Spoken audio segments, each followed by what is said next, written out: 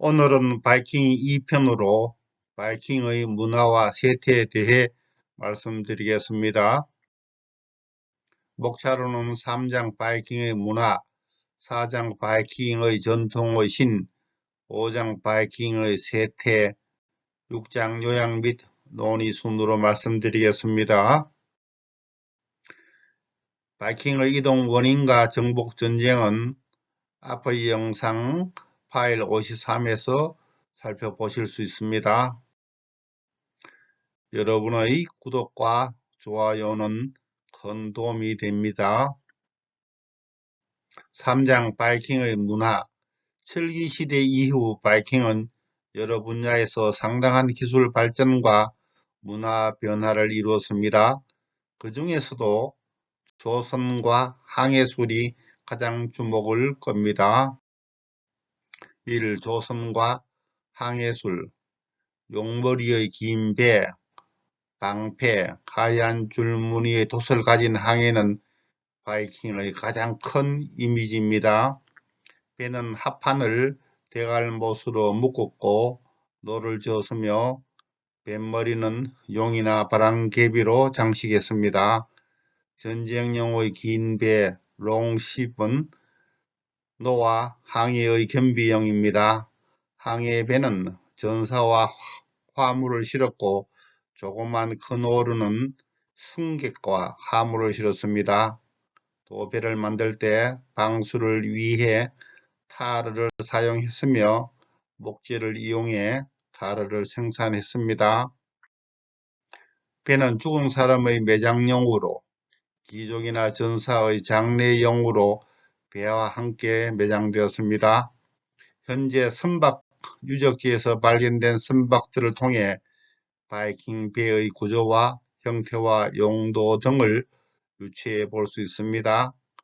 1880년도 노르웨이 곡스타드 배 매장지 발견은 바이킹들이 능숙한 항해자이며 탐험가임을 보여주고 있고, 1904년 오세베르크 배 매장지에서 발굴된 롱십의 용골은 예술적인 작품이었습니다.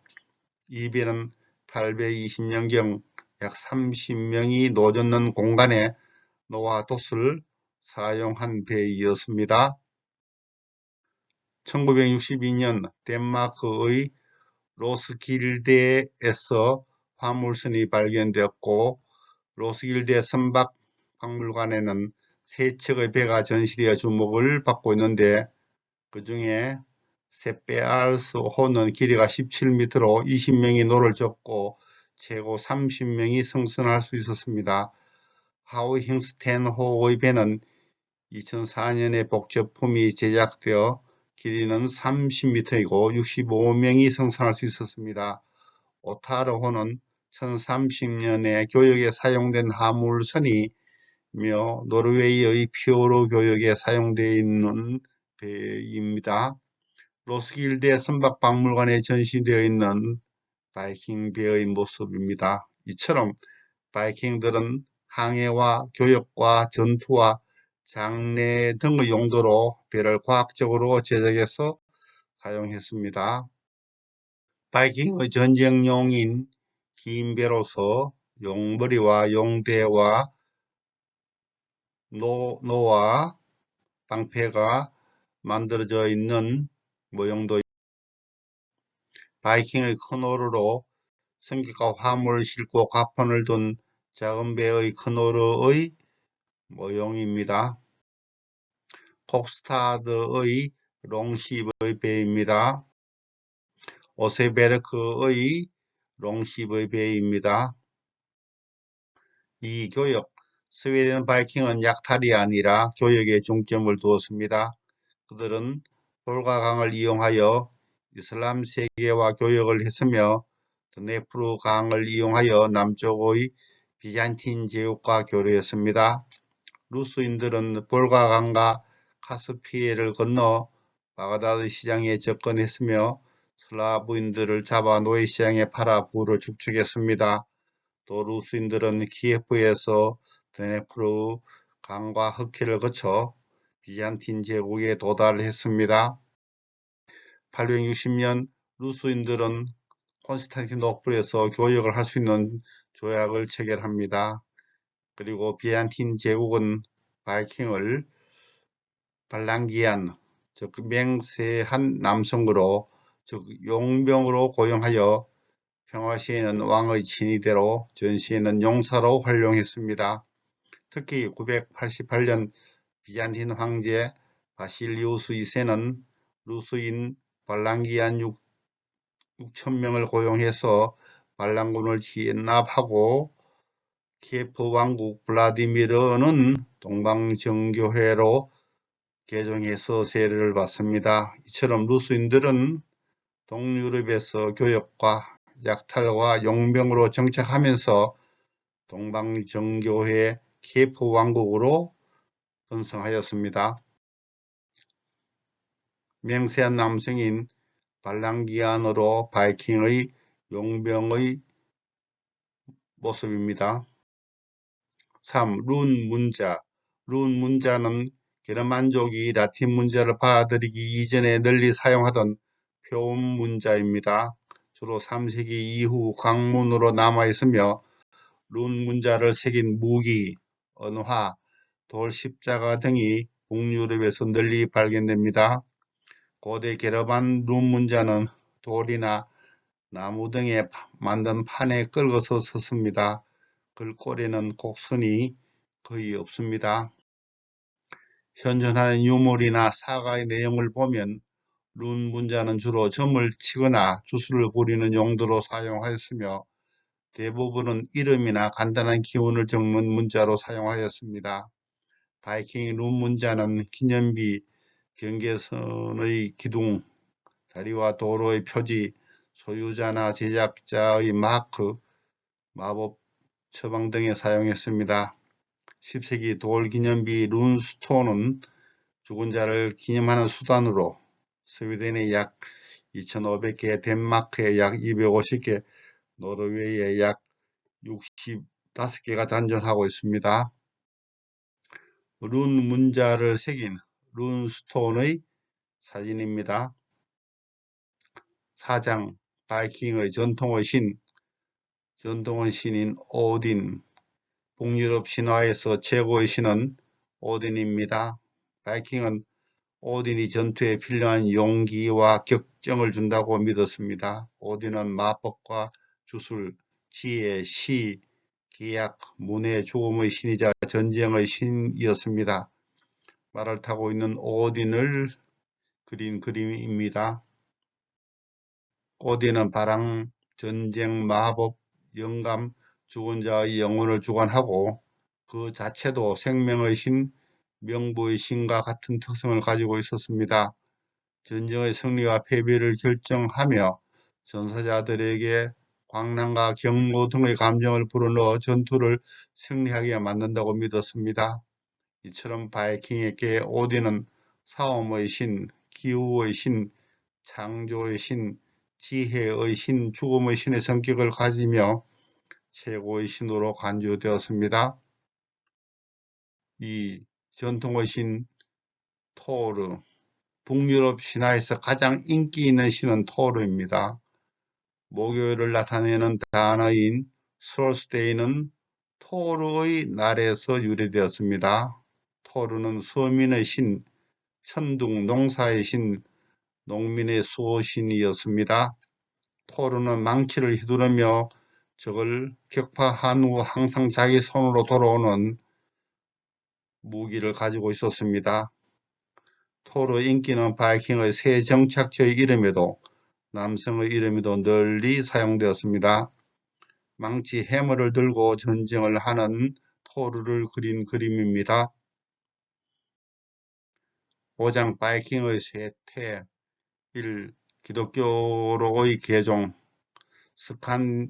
스칸디나비아의 첫 선교사는 독일인 상 안스가이었습니다. 829년 안스가는 스비아에 도착하여 선교와 복음을 전했고 점차 교회가 세워졌으며 주교들이 임명되었습니다. 키예프 왕국에는 950년 올가 왕비가 세례를 받았고 이후 988년 블라디미르가 동방정교회로 개종을 했으며 키예프의 성 바실리우스 성당을 건립했습니다. 덴마크에도 개종일의 전가로 대교가 설정되었고 노르웨이에는 트리그바손이 기독교인으로 왕위에 올랐으며 그의 통치 기간 동안 노르웨이, 아이슬란드, 그린란드인들을 개종시켰습니다. 980년경 토르발드의 주도로 아이슬란드에 기독교가 전파되었고 999년에 국가 개종으로 아이슬란드인들은 모두 세례를 받았습니다. 12세기 스웨덴에는 노마레스크 양식의 교회 설립이 성행했습니다. 이처럼 바이킹의 대부분의 제국들이 10에서 12세기에 기독교로 개종을 했습니다. 이러한 기독교로의 개종은 이전의 바이킹들이 가진 특성인 잔인함, 약탈, 야성, 침략 등의 기저를 약화시키고 순화시켰습니다. 즉 기독교로의 개종은 바이킹 시대의 종말을 알리는 것입니다. 영국, 아일랜드, 노르망디, 키예프의 정착자들은 원주민들의 종교와 문화의 기반 위에 기독교로 개종해서 성장 발전했습니다. 바이킹족들이 세운 교회의 모습입니다. 이 정복지의 정착, 바이킹들이 세탁이 시작한 것은 12세기로 이때부터 유럽 해안에 방어 체계가 정비되었습니다. 경비와 방어가 강화되었으며 유럽 기사들의 활약으로 바이킹들의 게릴라 전법 등이 약화되었습니다. 점차 바이킹들은 침략한 영토에 적응해서 현지의 정주민이 되기도 했으며 발랑기안처럼 용병이나 봉건 기사가 되어 현지에 정착해 살기도 했습니다.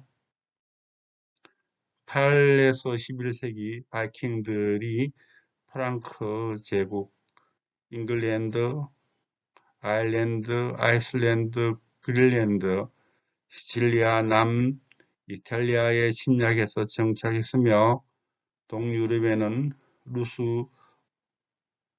공국으로 침략해서 정착했는 지도입니다. 6장 요약 및 논의, 여기서는 1편과 2편을 합쳐서 살펴보도록 하겠습니다. 8에서 11세기 바이킹은 바다의 늑대가 되어 유럽 전역을 약탈했습니다.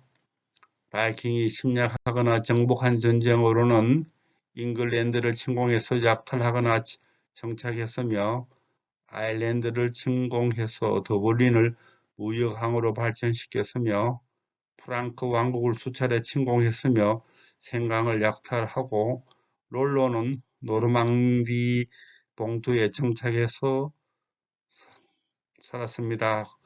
9세기에 바이킹은 아이슬란드를 발견했으며 10세기에 1만 명 이상 정착했습니다. 10세기에는 그린란드를 발견하고 4천 명 이상이 거주했습니다. 스웨덴 바이킹이 루스인들은 9세기 이후 키예프 공국을 건립했으며 비잔틴 제국과 교류를 많이 했습니다. 블라디미르 왕은 동방정교로 개종해서 세례를 받았으며 키릴 문자를 도입하고 동유럽의 강력한 중앙집권적인 왕국을 구축했습니다. 노르망의 바이킹 후손들은 12세기 시칠리아와 남부 이탈리아의 시칠리아 왕국을 건설해서 19세기까지 존속했습니다. 이처럼 바이킹은 침략과 전쟁과 교류와 정착으로 8에서 11세기에 중세 유럽의 기존 질서를 무너뜨리고 새로운 변화를 유도했습니다. 바이킹의 문화로 뛰어난 조선과 항해술을 들 수 있습니다. 조선 기술로는 타르를 이용했으며 배 종류로는 농식과 크노르 등이 있습니다. 그리고 kok스타드, 오세베르크, 로스킬데 등의 선박 유적지나 선박 박물관이 있습니다. 케프 루스인들은 비잔틴 제국, 이슬람 제국 등과 교역했으며 발랑기안으로 비잔틴 제국의 용병으로 고용되었습니다. 바이킹들은 눈 문자를 이름이나 기원이나 기록하는 문자로 사용했습니다. 바이킹의 전통의 대표적인 신으로는 오딘과 토르가 있습니다. 그러나 기독교로 개종함으로써 이들의 전통신은 사라졌습니다. 기독교로의 개종으로 기존의 거친 바이킹들의 특성들이 많이 순화되었습니다. 유럽 각지에 침략한 바이킹들이 현지에 많이 정착해서 정주민이 되기도 했으며 유럽의 각국에서 경비와 방어가 강화되어 바이킹들의 침략을 무력화시켰습니다. 참고문으로는 위키백과나 나무위키에서 바이킹 시대 오딘, 토르, 시칠리아 왕국 등을 참고했으며 바다의 늑대, 바이킹 시대의 탄생과 업적, 대담하고 역동적인 바이킹, 내가 만난 북유럽 등의 책들을 참고했습니다. 지금까지 시청해 주셔서 감사합니다.